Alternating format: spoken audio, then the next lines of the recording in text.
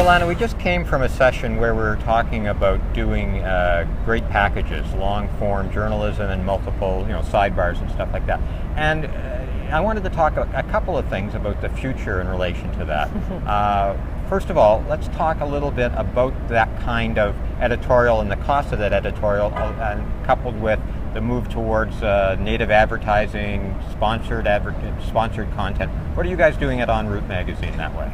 Well, I think what's interesting is how our package, Canada's Best New Restaurants, that we're in, I believe, our 13th year with that story, has evolved. And we've been really looking to grow that story and to offer more and more media to our readers. And last year we brought on board a great partner to do that, which was Jaguar Land Rover. And what's fantastic about that partnership is it's very natural. So there's no direct conflict of interest with a sponsor like that, in the sense that what they're looking at is the same audience.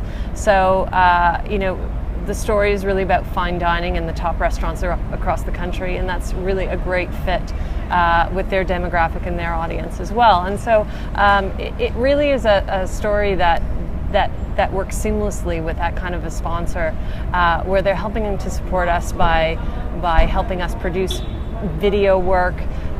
We did a microsite where people could vote, and we named a People's Choice award for the best restaurant in the country.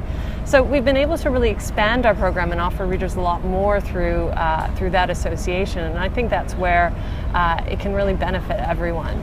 Right, you had a pull-out map that it was Land Rover that sponsored it, and the logo was on the map, right? Exactly. So we did a Gatefold Map, and that was an interesting hybrid because we actually showed where our writer had driven a Jaguar F-Type.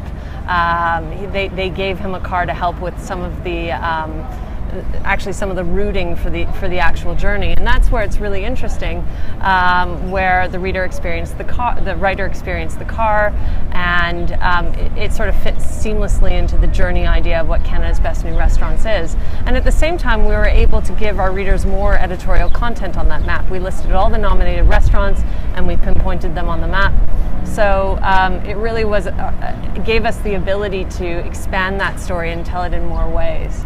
Okay, let's talk about another aspect of what's happening in the future in terms of smartphones and tablets. And there's a couple of things there. One, are you finding, as I'm sure you've explored smartphone apps and tablet apps, are you finding, one, that's influencing your design decisions about print, seeing what's possible?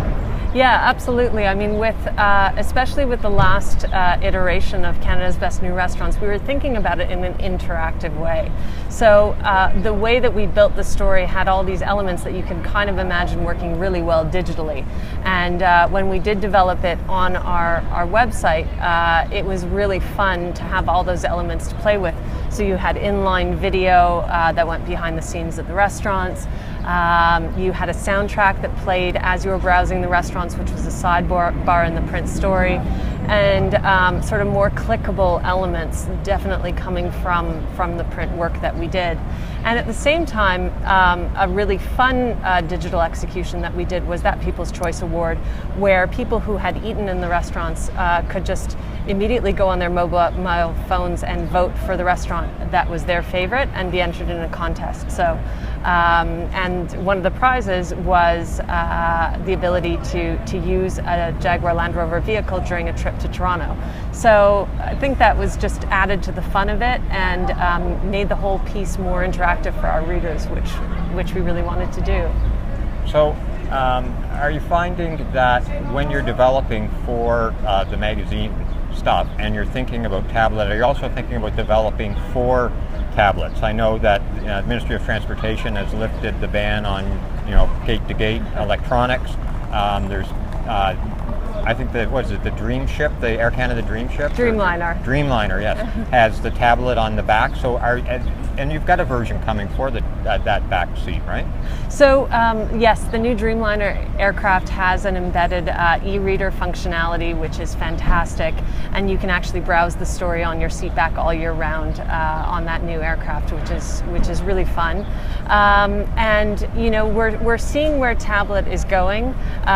Definitely the new regulations on electronic devices in flight, along with the fact that Air Canada is enabling their fleet with Wi-Fi, their narrow-body fleet, through to the end of next year.